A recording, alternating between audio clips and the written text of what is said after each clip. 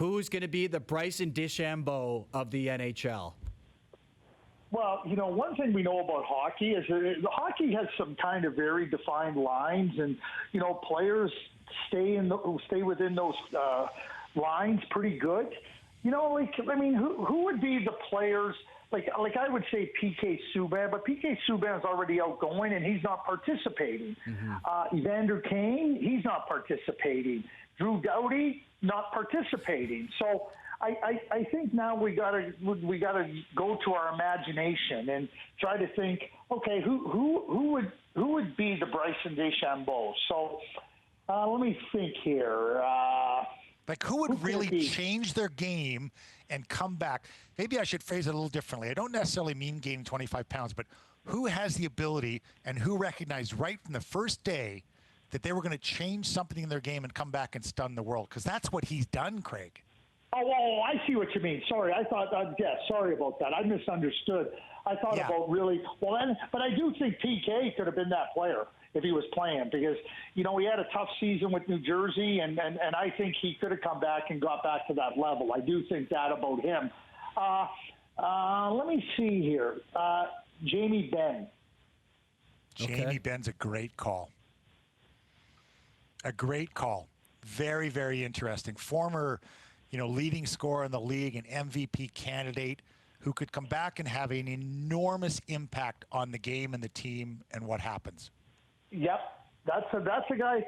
That's one guy I would really pick. I mean, the stars are the stars, I think, and what you're looking at those players that need to come back and like you said, stun you, right? Mm-hmm. So, and that's why I said PK Subban. Vander would be different. He's already been a good player. Drew Doughty, obviously, I think he could have definitely raised his game to another level, to that level he was at if he was playing. So Jamie Benn, I'm going to go with Jamie Benn. And you know who the other player I'm going to pick? Western Conference team, Nashville Predators, Ryan Johansson. Ryan Johansson's capable. So you're looking at untapped potential that we've seen. Well, I wouldn't say it's untapped, Mark. We've seen it from them. Well, we just want more. Yeah, we just haven't seen it in recent times. Yeah. Who can go in and take over a series, as DeChambeau's done with the golf course? It's so hard to analogize what changes you would make. Is someone going to come back that's always, and Ryan Johansson would be a great example of a guy you'd say, has he always been in the maximum condition he could be in, Craig? And the answer to that would be probably not. And, and the thing I think is interesting with DeChambeau is he made a decision from the very first day that golf stopped. That wasn't something he eased into. He put the pedal to the metal from the first day in what he was going to do with whatever time, and that was unknown, that he had off. And, and because Ryan Johansson, if he came back in the most elite shape he's ever been in his NHL career, he can win a series for Nashville. Mm-hmm. So let me ask you this, Dave, because you've been through, you were a well-conditioned athlete. Hey, listen, you're still exceptionally well-conditioned. So, not sure I've used the pandemic perfectly. I'm just making sure that the accolades are put into the proper places. Well done, Craig. Yeah. And anyway, but how about that feeling of being mentally rejuvenated? Mm-hmm.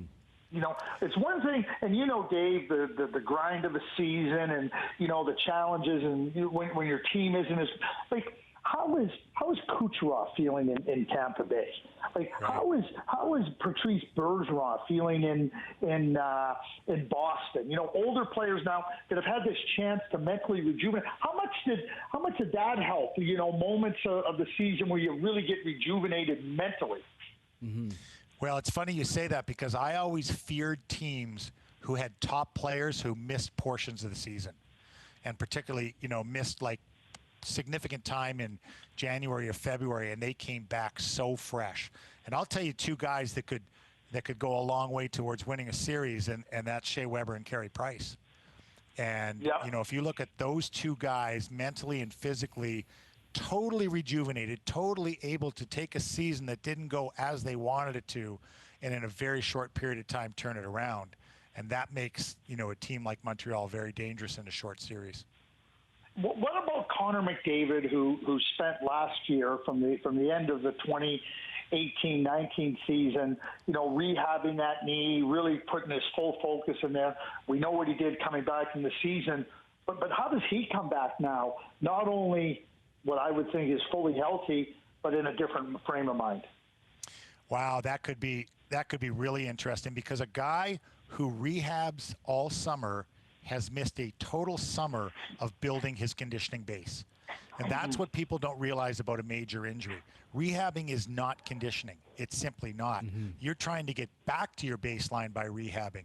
You're not taking it to a new level that a 22 or 23-year-old is capable of doing. So I think there's going to be so many great storylines here, Craig, as we get back into it. And every single series I look at, and I'm starting to look at the series, and it's just really exciting, every single one I look at, to see what it could bring. Yeah, for me, and I know you've been asked this, and Mark, you've been asked this, but, one of the interesting things for me, when the season paused on March 12th, teams had done their work, leading up to the trade deadline, making their transactions both ways, adding players and subtracting players. And, never does an NHL coach have an opportunity to regroup after 4 months or so with the same group that he left off, because in the off season, 7-8 players usually leave. So when you've maxed out, from a management point of view, what you think gives your team a best chance to win, my feeling is that the teams that are the best teams, I think, now have the best chance to win the cup. What do you guys think? Well, it sounds like, because I'm hearing two sides of things from so many in the game, that we could see total chaos and that upsets are going to happen left, right, and center. Or I'm hearing kind of what I think that you're leaning towards. The better teams are going to be the ones who are suited for this unpredictable season, and don't discount the teams who have done really well this year. Because we assume that it's going to be this wide open November-like hockey, and teams like the Montreal Canadiens can ride their goaltender, or maybe Chicago upsets Edmonton. Which one of those two scenarios do you lean towards when you look at this restart? Neither one. I really don't, and I'll tell you why. John Cooper is coming back to the same team he left in March. Bruce Cassidy's coming back to the same team he left in March, and guess what? Claude Julien's coming back to the same team that he left after they traded Kovalchuk and Nate Thompson and Nick Cousins. And, listen, you look at Chicago and Jeremy Colleton, he's coming back to a team without Robin Lehner and without Eric Gustafsson. And that's what I think the teams that position themselves that, to try to be better, with players that aren't that are now healthy. I mean, how good is Hedman going to be? How good is Steve Stamkos going to be coming back, right? How good is Seth Jones going to be coming back? I don't put Columbus in that same category. But, all these players are coming back to a team that's already good. See, I don't think there's going to be chaos. I think we could see absolute sweeps, once – and I'm not talking in the play-in round. I'm talking about once we get into the round of 16. Yeah, if you look at the East in particular, I love teams that have been through a lot, and Boston, Washington, and Tampa Bay have been through a lot. And the cores of those teams have won. They've gone to conference finals, if not the Stanley Cup finals. If not, two of those three teams have won a Stanley Cup, and been humbled along the way doing it. In many respects, if you look back a couple of years, and Tampa Bay didn't make the playoffs a couple of years ago, as crazy as that sounds.